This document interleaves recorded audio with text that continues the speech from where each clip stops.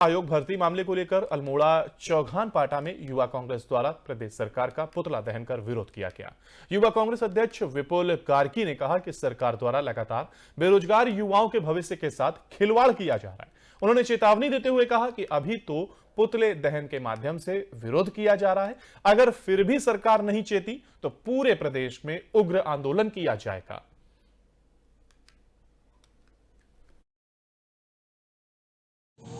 जैसा आप देख सकते हैं, पटवारी की परीक्षा जो इस रविवार को हुई थी, मैं 4 दिन में इस धाकड़-धामी सरकार ने कैसी धोखेबाजी करी है युवाओं के साथ और पेपर परीक्षा फिर से लीक हो गई है, जिससे सिर्फ साफ ये दर्शाता है कि इनको ना किसी नौकरी की पड़ी है, ना युवाओं के रोजगार की पड़ी है, इनको सिर्फ पैसा कमाने के लिए और अपनी जेबें भरने के लिए पड़ी है।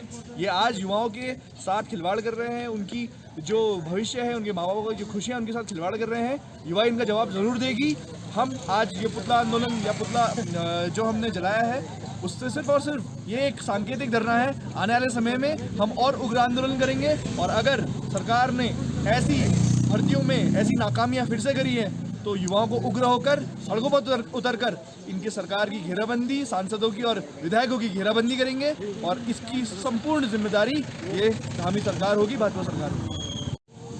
जैसा आप देख सकते हैं, और अल्मोड़ा पुलिस ने नशा तस्करों के खिलाफ बड़ी कार्रवाई की है। पुलिस ने 2 अलग अलग मामलों में 74.67 ग्राम स्मैक के साथ 2 तस्करों को गिरफ्तार किया है। पकड़ी गई स्मैक की कीमत 7,46,000 रुपए बताई जा रही है। इसमें पहला स्मैक तस्कर राजेश कश्यप बेस तिराहे पर पकड़ा गया और राजेश कश्यप से पकड़ी गई स्मैक की कीमत 5,43,000 आंकी गई है। जबकि एक अन्य मामले में लोकेश मेहता से 20.32 ग्राम स्मैक बरामद हुई है।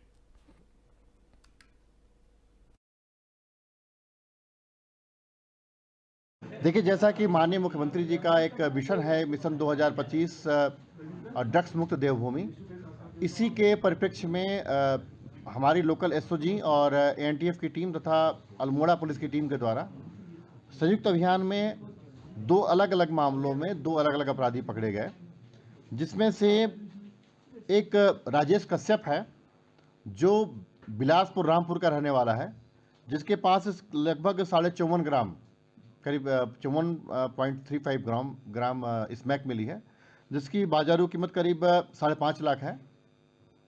और ये वहाँ से उस क्षेत्र से लेकर के आता था और यहाँ पे छोटे छोटे मात्रा में यहाँ पे स्थानीय युवाओं को बेचता था। और दूसरा एक लोकेश मेहता पकड़ा गया जो कि अल्मोड़ा का ही रहने वाला है। पहले भी उससे ड्रग्स के मामले में जेल भेजा जा चुका है और इससे 20-20.5 ग्राम करीब ड्रग्स मिला है, जिसकी कीमत लगभग 2 लाख से ऊपर है इसकी कीमत। और इसको भी पकड़ा गया और इसमें दोनों को जेल भेजा जा रहा है। दोनों के आपराधिक इतिहास और खंगाले जा रहे हैं।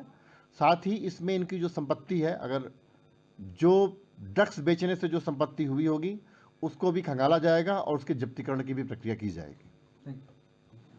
दोनों टीमों को एक 10,000 रुपये का, दोनों में जिन टीमों ने पकड़ा है उसमें जो 54 ग्राम पकड़ने वाली टीम को 10,000 रुपये का और जिस टीम ने 20 ग्राम ड्रग्स पकड़ा है उसे 5,000 रुपये का इनाम घोषित किया गया। कहाँ से पकड़ा गया? एक बेस तिराहे से पकड़ा गया था और एक करबला से पकड़ा गया था, करबला तिराहे से पकड़ा गया था। देखिए, जैसा कि मसूरी में एसडीएम शैलेंद्र सिंह नेगी द्वारा मसूरी में हो रहे अवैध निर्माण खनन को लेकर ताबड़तोड़ छापेमारी की जा रही है, जिसको लेकर मसूरी एसडीएम द्वारा एमडीडीए और खनन विभाग के अधिकारियों के साथ मसूरी के मोसोनिक लॉन्च और चंडालगढ़ी सहित कई जगहों पर छापेमारी की गई, जहां पर बिना अनुमति के भूमाफियाओं द्वारा भूमि समतलीकरण के साथ प्लॉटिंग कर निर्माण कराया जा रहा था। हाल ही में ही 2 बड़े निर्माण को सील किया गया और एक टावर को सील कर दिया गया। तो वहीं कई जगहों पर अवैध रूप से हो रहे खनन पर कार्रवाई करते हुए करोड़ों रुपए का चालान भी किया गया है। वहीं खनन को लेकर इस्तेमाल की जाने वाली जेसीबी को भी सीज किया गया है। उन्होंने कहा कि मसूरी में किसी भी प्रकार का अवैध निर्माण बर्दाश्त नहीं किया जाएगा।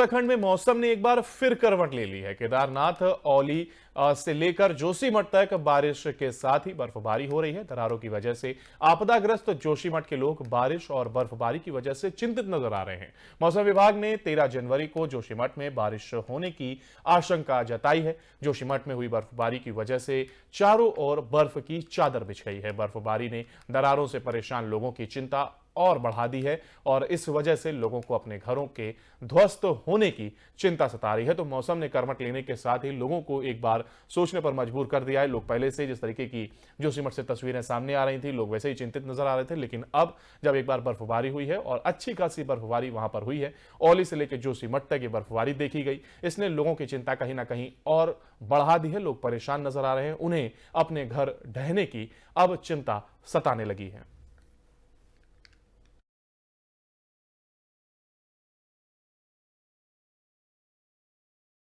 उत्तरांचल पंजाबी महासभा के अध्यक्ष सरदार गुरदीप सिंह ने अपने कार्यालय में समस्त क्षेत्रवासियों को सिखों के पवित्र पर्व लोहड़ी और उत्तरायणी पर्व की शुभकामनाएं दी हैं।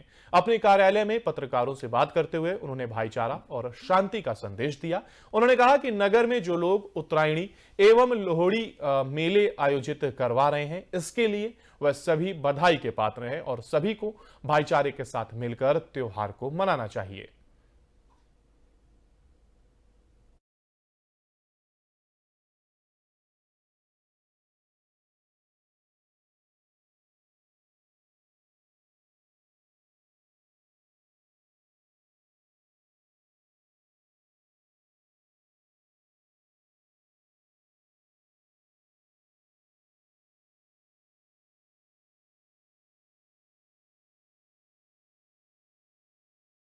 और कांग्रेस नेता रविशंकर तिवारी ने अपने कार्यालय में पत्रकारों से वार्ता करते हुए धामी सरकार पर निशाना साधा है।